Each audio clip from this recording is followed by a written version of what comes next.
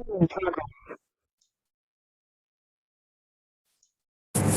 move to the last philosophy and its educational implications, that is humanism.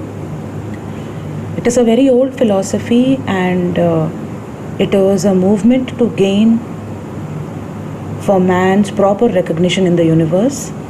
The humanistic thought believes that man is an end and not a means. It is concerned mainly with the restoration of lost values.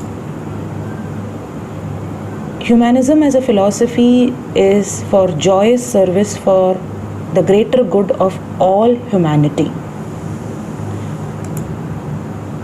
It implies a specific preferences for basic human values, and truth must be based on a reason.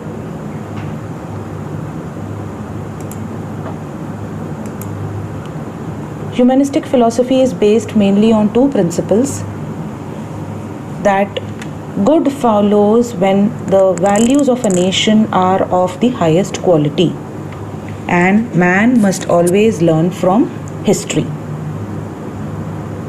They stress a lot on holy books such as Ramayana, Mahabharata, and Panchatantra. This philosophy advocates religious freedom and proper adjustment in life.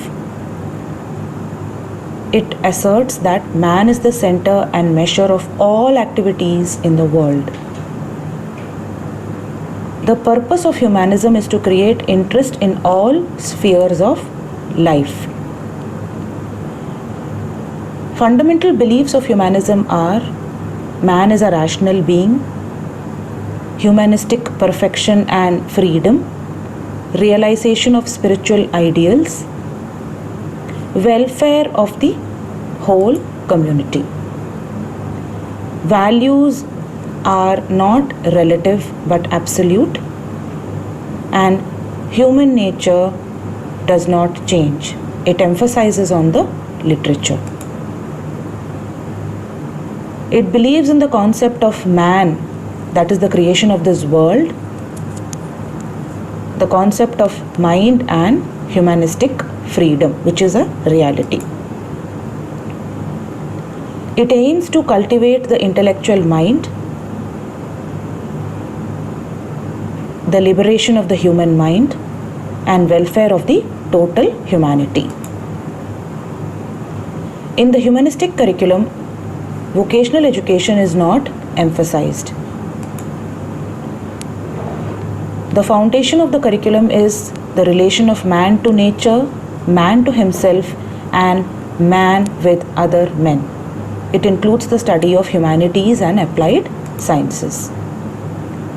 The methods of teaching are mostly oral, understanding and reproduction, includes debate and discussion, and mostly teacher-centered methods by giving regular exercises. Since the theory stresses on human value, discipline is important. So, teacher plays a very important role in the provision of the educational programs. They believe in self-imposed discipline and that it should grow from within the individual.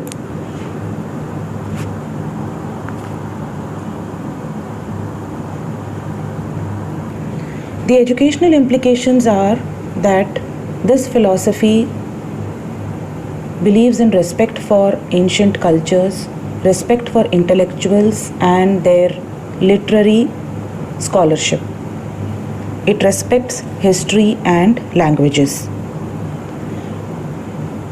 It advocates propagation of democratic principles and coordination between humanities and science subjects.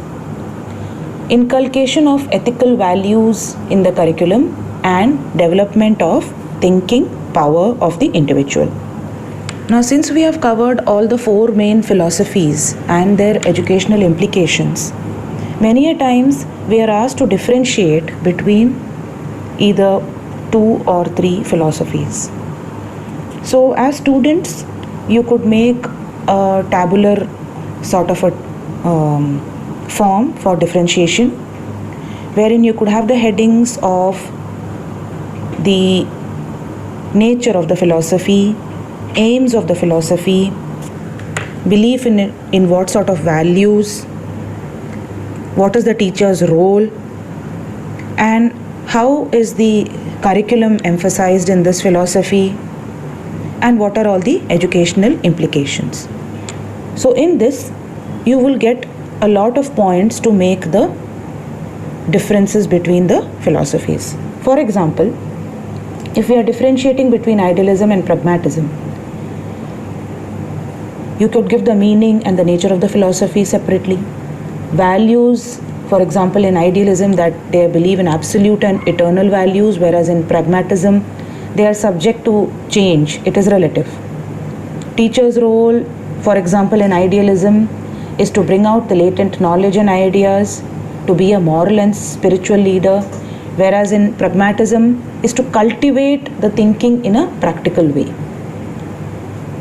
Emphasis on learning in idealism is on abstract thinking, recalling knowledge, whereas it is on practical methods for dealing with the change in environment, providing scientific and reasonable explanations in pragmatism.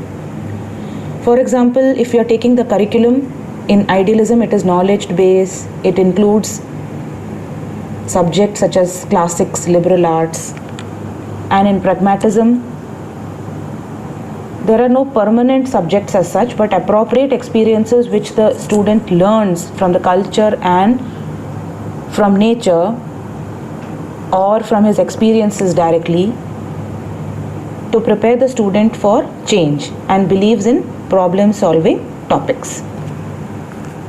So similarly, you could make a table for other forms of philosophy, because it is a very important question which has always been asked.